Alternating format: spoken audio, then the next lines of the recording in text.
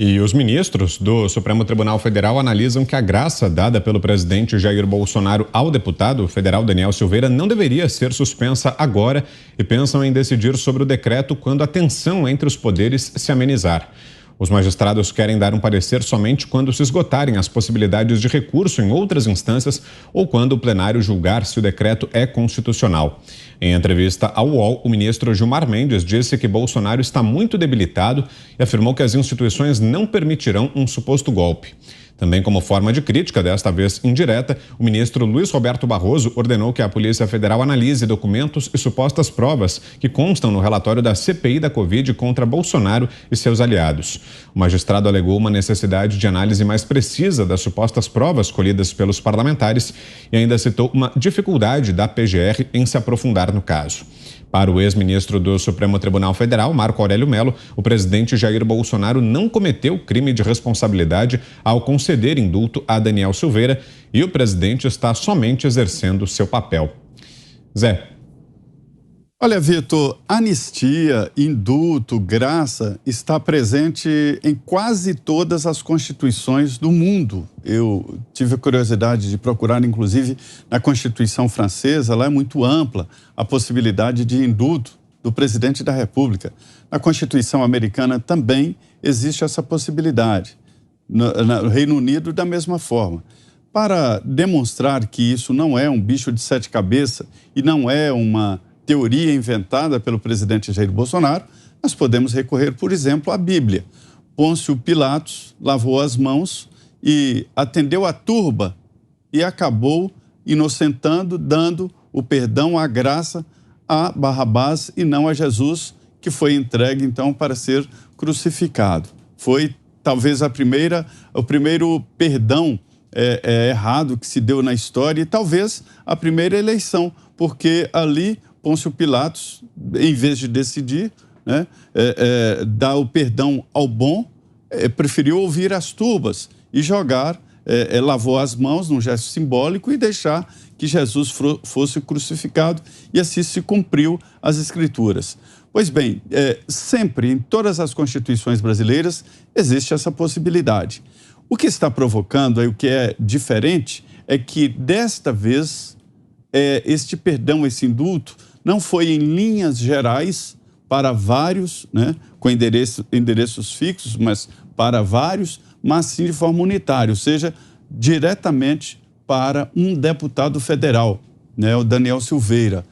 E vou te dizer, o PT, a Dilma, queria sim dar um indulto parecido a José Dirceu, a Palocci e ao ex-presidente Dilma, mas não tinha a dignidade, não tinha altivez, não tinha apoio popular, apoio do povo.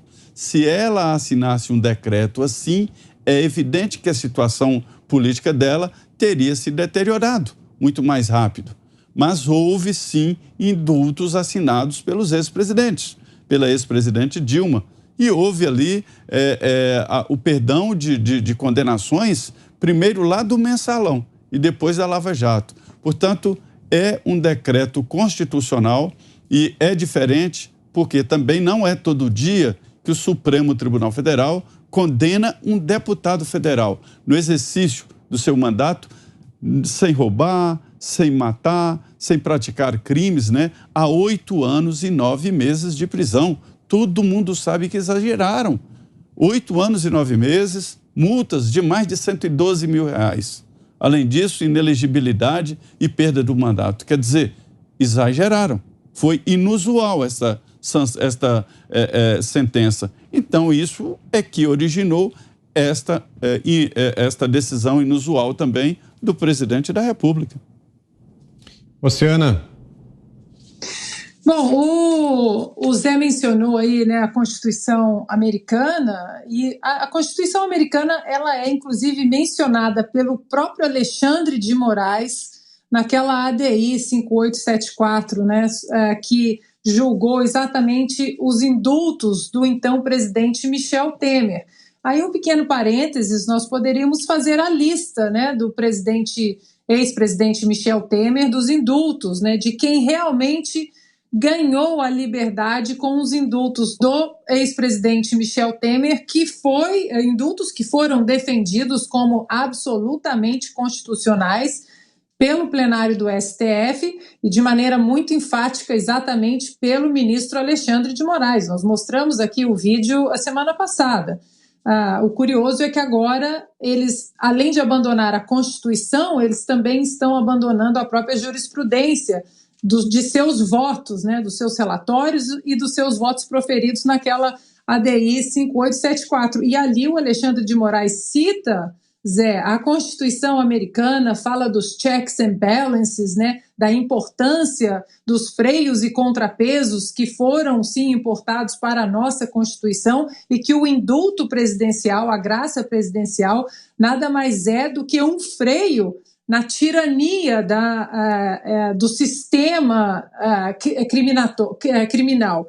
Então, agora parece que apagaram tudo, rasgaram a Constituição, rasgaram seus votos. Agora, eu estava lendo aqui, eles falam que Bolsonaro debilitado. Então, o convite para que eles saiam às ruas, para a gente fazer um pequeno teste de quem realmente está debilitado, se é a instituição, o Poder Executivo, ou se é a instituição, o STF, através dessa composição aí completamente inconstitucional, né? A palavra é essa.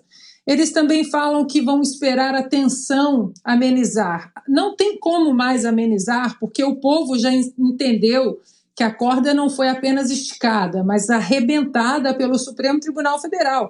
A tensão pode até amenizar entre as instituições, mas o povo não aguenta mais e sabe muito bem que não tem que amenizar no sentido nada violento, mas que não tem mais que amenizar. Nós temos que continuar cobrando, sim, de maneira enfática, o respeito à nossa Constituição. Depois eles falam em outras instâncias. O doutor Paulo Faria, até na sessão do plenário lá na última quarta-feira, ele fala, é a última instância aqui, e nós estamos diante da última instância onde a vítima é também o julgador. Isso, só esse fato deveria cancelar, né, esse julgamento. E para finalizar, Vitor, eles falam também em suposto golpe.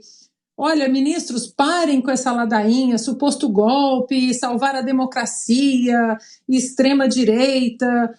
Ninguém acredita mais nessa ladainha. Parem com isso, parem de atrapalhar o caminho do Brasil, façam o que vocês têm que fazer, uma única coisa, seguir a Constituição. Não é possível que é tão difícil assim abrir um livro e seguir o que está ali. Você, Cris, temos 3 minutos. É muito impressionante, né? Agora, um ex-ministro, Marco Aurélio Mello, aquele mesmo que declarou, que definiu, né, apelidou como o inquérito do fim do mundo, esse inquérito que acabou levando Daniel Silveira a uma condenação absurdamente alta, ele tenha hoje dito que Bolsonaro não cometeu crime de responsabilidade ao conceder indulto e que ele está somente exercendo seu papel. Um ex-ministro ter que vir a público, e essa declaração foi dada no Jornal da Manhã, eu estava ao vivo aqui na Jovem Pan quando ele falou isso, para dizer o que os atuais ministros parecem não saber ou fingem não saber. É óbvio que Bolsonaro está no seu papel e está exercendo com responsabilidade a sua livre prerrogativa de dar um indulto, uma graça presidencial, se assim o desejar. E está escrito lá na Constituição, não precisa ser especialista em nada para entender o que está escrito na Constituição, e isso é bom frisar. A Constituição ela foi escrita para qualquer brasileiro entender, ainda que tenha uma linguagem jurídica ali um pouco rebuscada,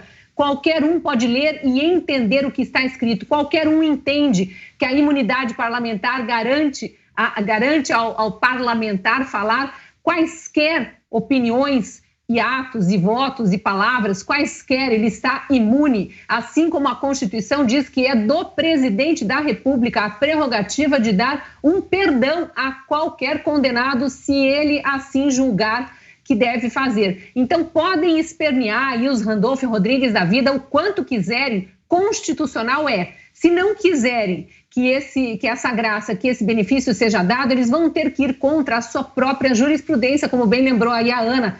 Rolaram na internet nos últimos dias aí inúmeros votos desses mesmos ministros que ainda estão na corte em análise de outras ações, né, impetradas por outros partidos, quando outros presidentes concederam outros indultos e graças a outros condenados. E eles disseram que é prerrogativa do presidente e que a Constituição garante isso. Então, não pode haver qualquer malabarismo aí para tentar dar um duplo carpado e reverter o que a Constituição diz. Se eles fizerem, eles vão estar mais uma vez fazendo o que a gente sabe que eles adoram fazer, que é ignorar a Constituição ou tentar reescrever a Constituição como se legisladores fossem. Não são. São juízes, eles pertencem a outro poder e a Constituição, que nem sempre eles respeitam, mas deveriam respeitar, diz muito claramente lá nos princípios fundamentais que os poderes são independentes e harmônicos. E por isso que existe aquele artigo 142 lá que tanta gente lembra toda hora,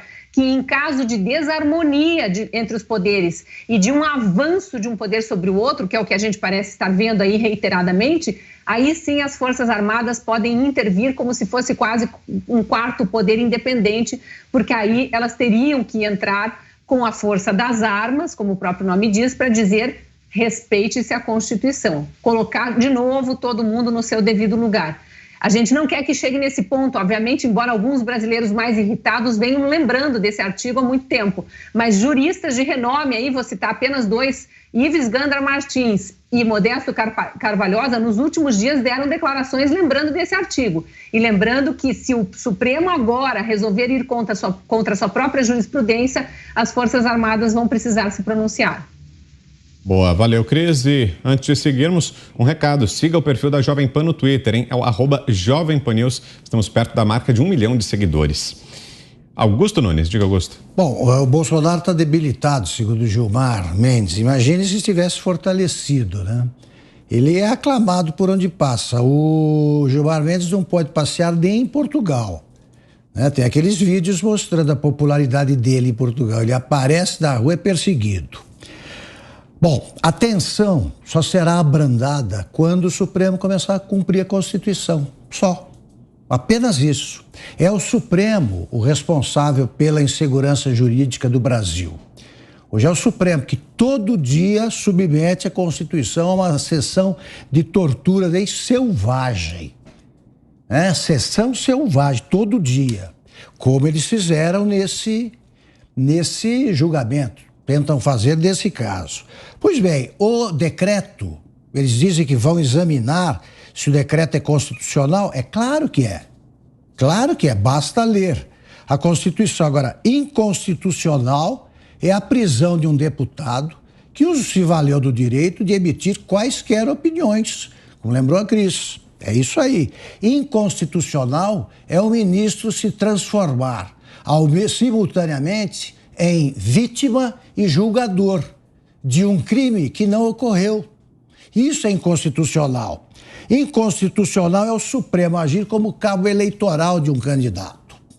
Então, desta vez, isso que a Cris falou é uma possibilidade muito próxima. O Ives Gandra explica ali, tranquilo. Se eles ousarem declarar inconstitucional o indulto, que é constitucional, haverá uma crise, um impasse institucional que, segundo o artigo 112, é decidido pelas Forças Armadas. Simples assim. Então, se houver esse tipo de intervenção, a culpa é de quem? É do Supremo, que novamente terá considerado inconstitucional o que não é. Portanto, é o Supremo que agirá de modo inconstitucional. Simples assim.